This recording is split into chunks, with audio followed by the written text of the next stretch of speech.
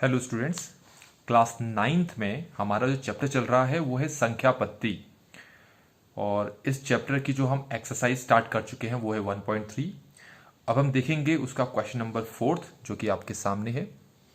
लिखा है 0.9999 को पी बट्टे क्यू के रूप में हमें व्यक्त करना है। तो करने का तरीका हम पहले भी सीख चुके हैं। तो सबसे पहले आप क्या करो, 0.9999 इसको x मान लेते हैं। ठीक है, सबसे पहला काम हमारा ये होगा, हम इसको x मानेंगे। इसके बाद हमारा काम क्या है कि ये देखना कि जो संख्या हमें दी है उसमें कितने नंबर रिपीट कर रहे हैं। अगर एक नंबर रिपीट कर रहा है तो 10 से दोनों तरफ मल्टीप्लाई करना है।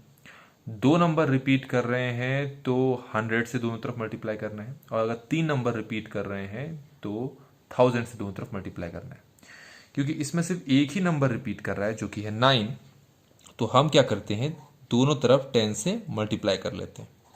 यहाँ भी 10 से मल्टीप्लाई करेंगे और हमने इस तरफ भी 10 से मल्टीप्लाई कर लिया है। अब क्या होगा, अब हमारे पास ये तो हो गया 10 मल्टीप्लाई एक्स, ये हो गया 10x इक्वल टू ये वाला 10 जब 0.99 से मल्टीप्लाई होगा तो एक चीज़ का ध्यान रखना है कि ये जो दशमलव वाली संख्या होती है ना, दशमलव वाली संख्या मतलब दशमलव होता है, ये उतनी संख्या पीछे की तरफ शिफ्ट हो जाता है जितने जीरो हमारे पास हो। जैसे एक ही जीरो है ना, 10 है, तो ये चला जाएगा यहाँ।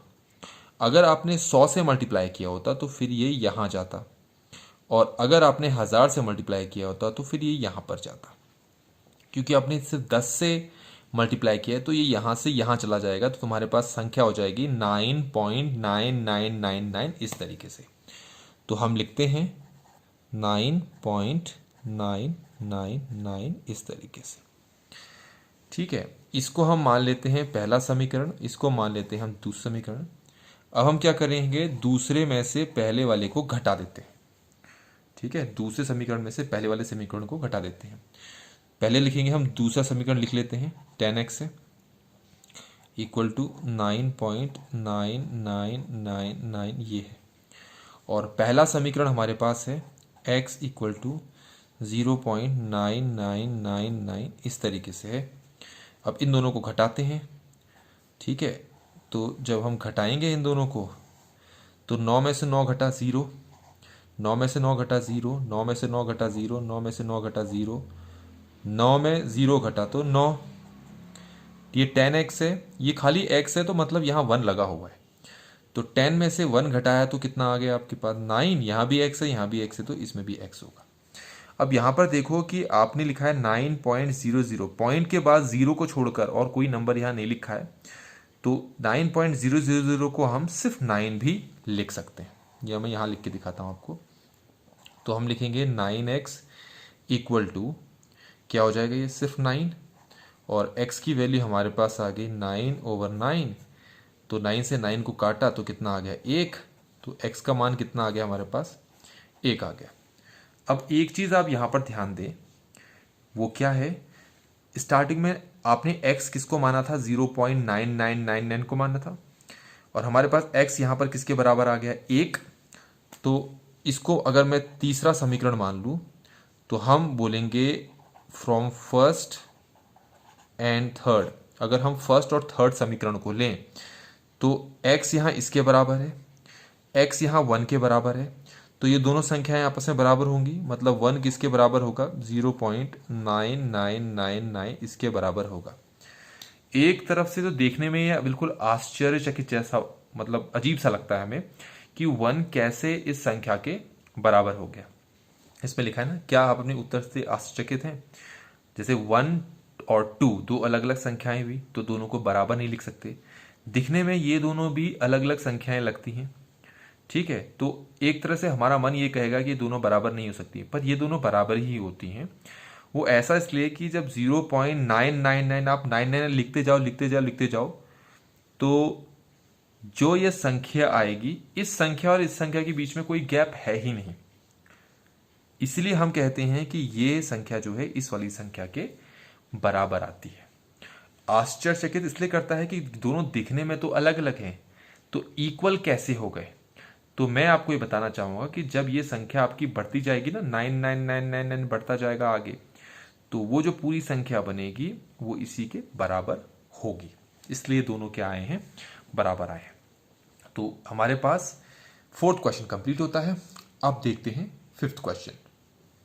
तो ये हमारे पास फिफ्थ क्वेश्चन, 1/17 1/17 के दशमलव प्रसार में अंकों की पुनरावृत्ति खंड में अंकों की अधिकतम संख्या क्या होगी, अपने उत्तर की जांच के लिए विभाजन क्रिया करें। इसका मतलब क्या है, इसका मतलब हमें समझना है। इसके मतलब को समझने के लिए आप क्या करो, पहले 1 को 17 से क्या करते हैं, भाग करते हैं। ठीक है, 1 को हम 17 से डिवाइड करके देखते हैं, तो हम पता लगेगा कि एक्चुअली क्या है ये सिस्टम।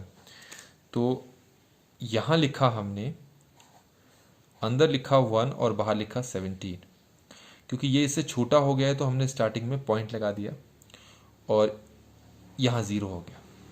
अब 7 अभी भी ये नंबर इससे छोटा हो गया तो हम बोलेंगे 17 0 ज़ा 0 10 आ गया। क्योंकि पॉइंट हम एक बार लगा चुके हैं तो जब भी आपके पास शेषफल आएगा तो उस शेषफल के साथ हर बार आपको 0 लगाना है। अब जब हम 17 का पहाड़ा यहाँ पर पढ़ेंगे तो हमें 17 का पहाड़ा तब तक पढ़ना है जब तक कि हम 100 के पास ना आ जाए। तो 17 5 ज़ा पढ़ेंगे हम, तो ये आ जाएगा 85। ठीक है, अब हम 100 में से 85 को माइनस करेंगे तो कितना आएगा, 15। तो रिमाइंडर आ गया, फिर से हम इसके साथ क्या लगा लेते हैं, एक 0 लगा लेते हैं। ठीक हो गया। अब हमें फिर से 17 का पहाड़ा पढ़ना है, तो क्या करेंगे इसके लिए, 17 8 ज़ा हम लेते हैं, जो कि हमारे पास कितना आएगा, ये आ जाएगा 136। ठीक है, अब हम क्या करते हैं, 150 में से 136 को माइनस करते हैं, ये आ जाएगा 14।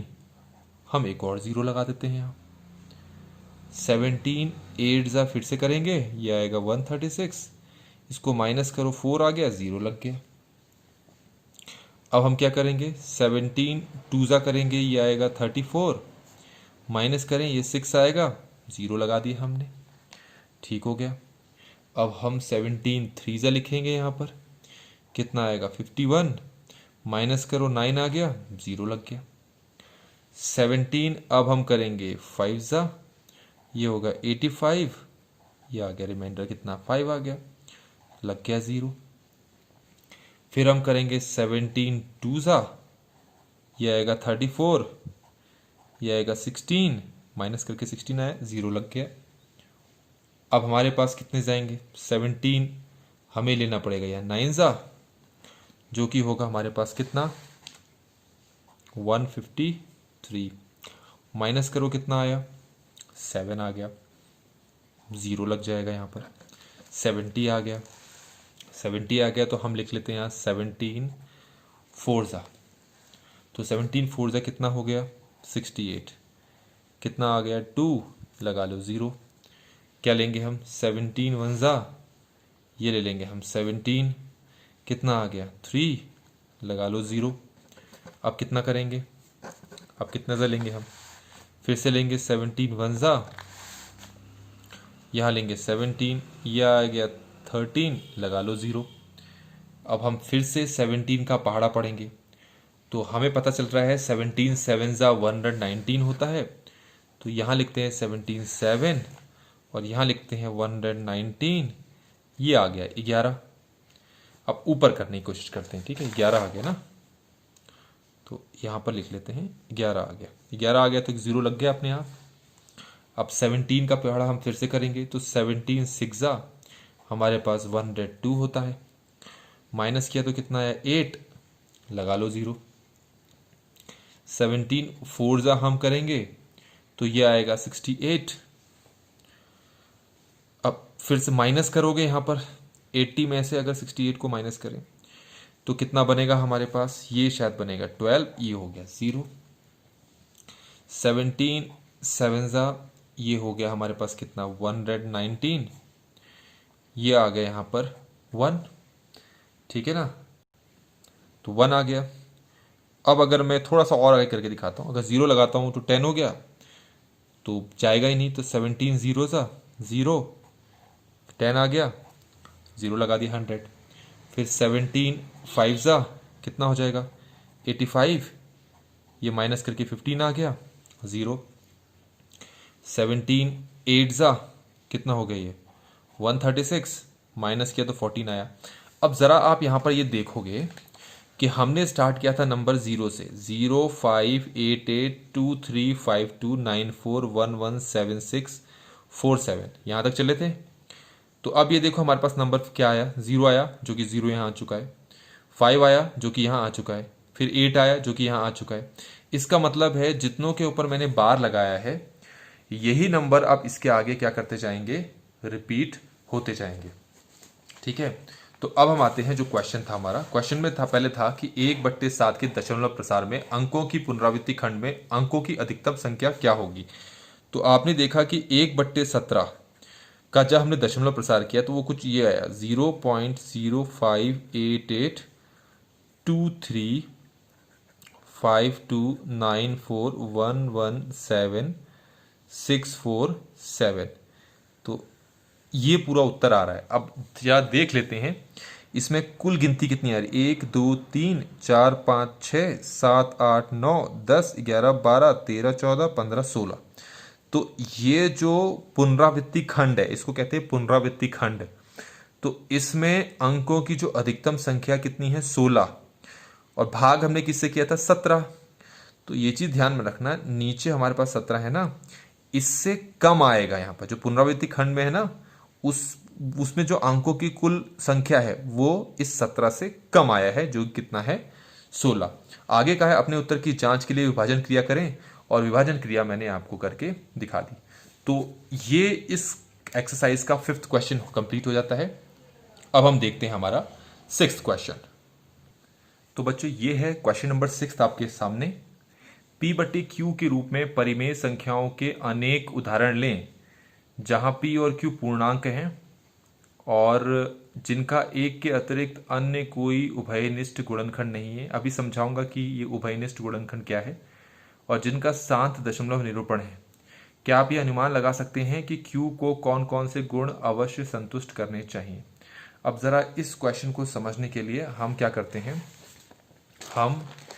हमें पहले तो P/Q के रूप में परिमेय संख्याएं देनी है, और ध्यान रखना कि जिनका एक के अतिरिक्त अन्य कोई उभयनिष्ठ गुणनखंड ना हो। इसका मतलब क्या है, इसका मतलब यह है कि जैसे हमारे पास दो संख्याएं हमने ले ली, हमने दो संख्याएं लेते जरा, तो उभयनिष्ठ गुणनखंड का मतलब क्या है, जैसे हमारे पास 2 और 5 है ना, तो ये दोनों किस एक संख्या के पहाड़े में आते हैं, 1 के अलावा किसी और के पहाड़े में नहीं आते ना, इसलिए इनको बोलते हैं उभयनिष्ठ।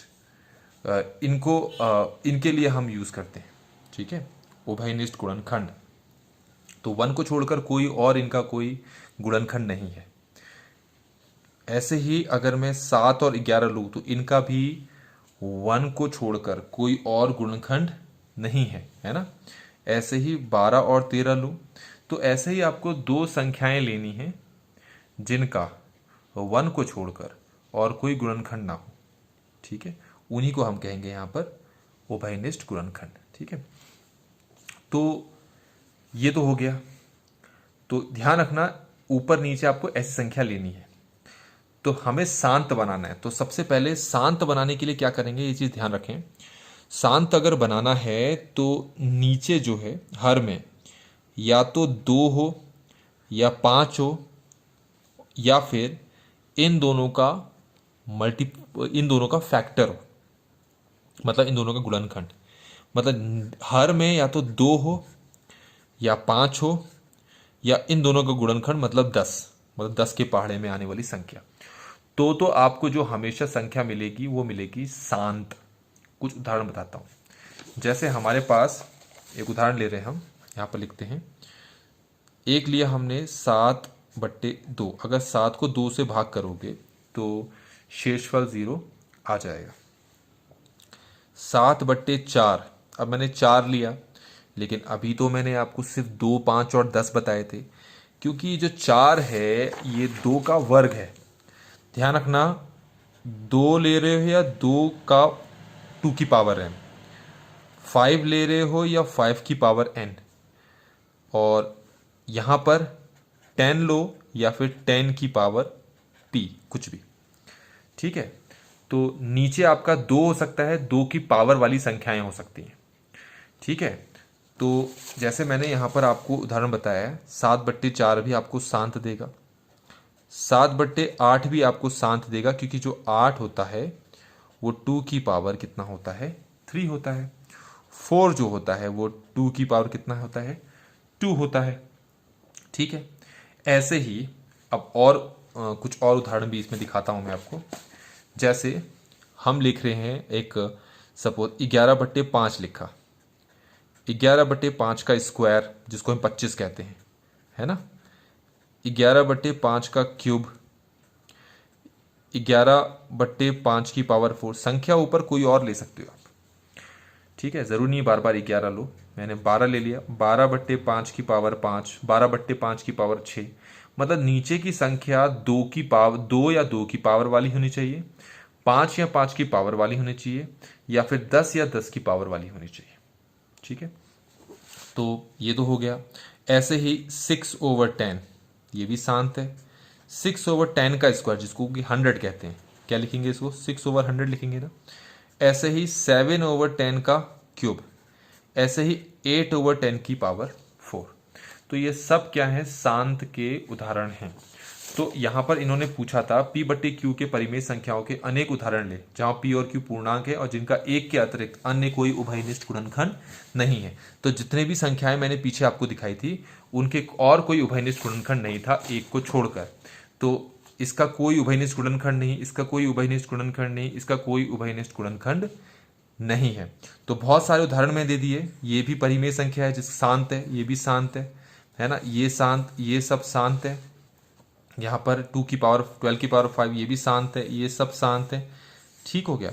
लेकिन अगर मान लो मैं 2 या 2 की पावर वाली कोई नंबर, 5 या 5 की पावर वाली कोई नंबर, 10 या फिर 10 की पावर वाले कोई नंबर इस्तेमाल ना करो, इनके अलावा कुछ और करो, तो फिर वो आपका जो है वो शांत नहीं होगा, वो अशांत होगा। तो इस तरीके से हमारे पास ये जो 6th क्वेश्चन था, ये 6th क्वेश्चन में हमने इसको कंप्लीट कर लिया है। अब हम देखते हैं हमारा अगला क्वेश्चन।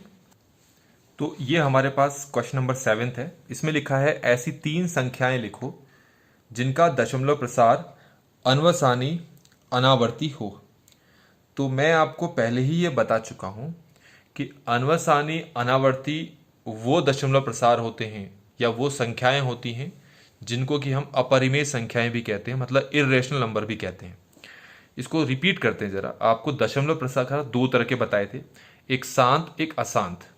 अशांत के 2 तरीके थे, एक था अनवसानी आवर्ती और दूसरा अनवसानी अनावर्ती। तो दूसरा जो है वो अपरिमेय है। तो इन्होंने अपरिमेय संख्याएं पूछी, तो हमें पता है हमारे पास बहुत सारी अपरिमेय संख्या बना सकते हैं, √2 √3 भी हैं, पर उन्हें दशमलव प्रसार पूछा गया। तो हमारे पास एक उदाहरण होता है 1.41 411 411 4 4 टाइम्स 1, फिर 4 5 टाइम्स 1, इस तरीके से। और भी बना सकते हैं 23.10 100 100 1 4 टाइम्स 0, फिर 1 5 टाइम्स 0, इस तरीके से। हम और भी बना सकते हैं 0.45 455 455। तो ये जितना दिख रहे हैं, तो 3 एग्जाम्पल तो मैंने आपको दिखा दिए जो अनवसानी अनावर्ती के हैं। तो ये 7th क्वेश्चन भी हमारा यहां पर कंप्लीट होता है। आइए देखते हैं 8th क्वेश्चन। ये 8th क्वेश्चन है हमारे पास, जिसमें है कि 5/7 और 9/11 के बीच में 3 अपरिमेय संख्याएं हमें ज्ञात करनी है। तो अपरिमेय संख्याएं ज्ञात करना आसान है। अगर हमें इसके बीच में कोई भी एक दशमलव प्रसार, छोटा भी दशमलव प्रसार पता लग जाएगा, तो हम आसानी से इनके बीच में अपरिमेय संख्या को निकाल पाएंगे। तो पहले हम क्या करते हैं, 5/7 का दशमलव प्रसार लिख लेते हैं और 9/11 का भी दशमलव प्रसार, हम दोनों का दशमलव प्रसार पहले लिख लेते हैं कि क्या बनता है, उसके बाद हम बात करते हैं।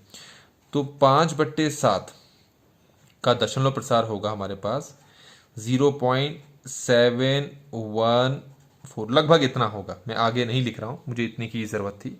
ठीक है, आगे भी कुछ होगा। ऐसे ही 9/11 है, 9/11 है।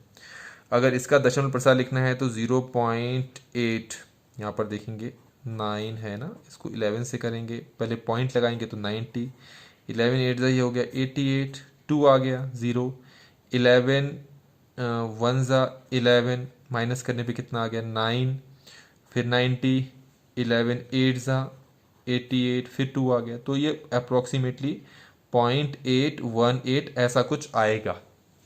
आगे और भी है पर उसको हमें यहाँ पर लिखने की ज़रूरत नहीं है। अच्छा, तो हमारे पास हमने कहा इसके बीच में 3 अपरिमेय संख्याएं हमें ज्ञात करनी है। तो आप ये देखो, ये है 0.714, 0.818, क्योंकि यहाँ भी 0 है तो यहाँ भी 0 है। तो दशमलव के बाद देखो क्या लिखा है 714 और ये लिखा है 818। तो 714 और 818 के बीच में हमारे पास बहुत सारे नंबर होते हैं। 714 के बाद आता है 715, देन 716, फिर 717, देन 718, देन 719, इस तरीके से। तो आप कोई भी एक नंबर उठा लो, जैसे मैं इसी के बाद वाला उठा लूँगा, अगर 0.71, ये 4 है, इसको ले ली, इसको नहीं लेते, 5 ले लेते हैं ना, 5 ले लिया, चाहे इसको भी ले सकते हो, 5 ले लिया, 715, 711, 7111, 7111, 7111, ये देखिए इस तरह से बन गया। अपनी तरफ से आप नंबर किसी तरह भी दिखा सकते हैं। ये हमारे पास हो गया। और हम बनाते हैं 0 पॉइंट, जैसे 756, 566, 5666, 4 टाइम्स 6, इस तरह से बन गया। और ले सकते हैं 0.791, 7911, इस तरह से 79111, फिर इसी टाइप से हम इसको आगे बढ़ा सकते हैं। हम चाहे तो और नंबर इसको बना सकते हैं। तो ये हमारे पास हो गया, हम किस तरीके से इन दो संख्याओं के बीच में अपरिमेय संख्याओं को निकाल सकते हैं। अब हमारे पास लास्ट क्वेश्चन है इस एक्सरसाइज का, देखते हैं क्वेश्चन क्या है। तो ये है हमारे पास क्वेश्चन नंबर 9, लास्ट क्वेश्चन है। इसमें पूछा है कौन सी संख्या परिमेय है और कौन सी संख्या अपरिमेय है। आपको ये बताया गया है कि रूट वाली सभी नंबर्स जो होते हैं आपके अपरिमेय होते हैं और विदाउट रूट वाले आपके परिमेय होते हैं। अपरिमेय में और भी होते हैं, ठीक है, वो क्या होते हैं जरा समझते हैं। जो पहला √20 दिखाई दे रहा है वो आपका क्या है, एक अपरिमेय है, क्योंकि √23 का जब वर्गमूल निकालेंगे तो बहुत लंबा आएगा। तो ये आपके पास क्या हो गया, ये अपरिमेय हो गया, ठीक है। ये दिख रहा है, ये है 225 का वर्गमूल, 225 का स्क्वायर रूट, जो कि किसके इक्वल होता है, 15 के इक्वल होता है। और 15 क्या है, एक परिमेय, तो ये भी क्या है, परिमेय, तो ये परिमेय हो गया। अच्छा, 0.3796, क्योंकि ये यहीं पर खत्म हो गया है, जबकि अपरिमेय संख्या चलती जाती वो कभी खत्म नहीं होती, तो ये भी हमारे पास क्या है, परिमेय, ये भी हमारे पास परिमेय है। अब यहां देखो 7.47847, मतलब ये वाला नंबर रिपीट हो रहा है ना बार बार, तो ये भी आपका परिमेय है। ध्यान रखना, अपरिमेय की कुछ प्रॉपर्टीज होती हैं। पहली तो वो चलती जाती, कभी खत्म नहीं होती। दूसरा, उसमें कभी रिपीटिशन नहीं होता, नंबर्स अलग अलग होते हैं, जिसमें इसमें एक ही नंबर 478 इस तरह से रिपीट कर रहा है, तो ऐसा नहीं होता अपरिमेय संख्या, इसलिए परिमेय है। अब यहां पर देखो, ये आपका क्या है, अपरिमेय। अब ये अपरिमेय क्यों है, ये वाला जो है ये है अपरिमेय, क्योंकि इसमें पहले लिखा है 10, फिर वो बढ़ गया है, अगली बार 100 हो गया, फिर 1000 हो गया, फिर 14 टाइम्स 0 हो गया। तो एक चीज जो है, एक पर्टिकुलर नंबर जो है वो कंटिन्यूसली बढ़ रहा है और दूसरा नंबर जो है वो कांस्टेंट है, वो उतना ही है, उसका वैल्यू उतनी ही है। पर यहां पर क्या हो रहे हैं, यहां पर नंबर बढ़ नहीं रहा है, एक ही नंबर बार बार रिपीट हो रहा है। यहां पर एक नंबर जो है 0, वो हर बार इंक्रीज हो रहा है। पहली बार 1 लिखा, दूसरी बार 2 बार लिखा, तीसरी बार 3 लिखा, तीसरी बार 4 लिखा। तो इस तरह से अगर लिखा जाए तो वो अपरिमेय संख्या की श्रेणी में आएगा। ये भी अपरिमेय है। बाकी ये 3 आपके क्या हो गए, परिमेय हो गए। तो इस तरीके से हमारे पास ये जो एक्सरसाइज है यहीं पर फिनिश हो जाती है। वीडियो अच्छी लगी तो लाइक करें, चैनल को सब्सक्राइब करें और वीडियो को दूसरे के साथ शेयर करना ना भूलें। Thank you so much.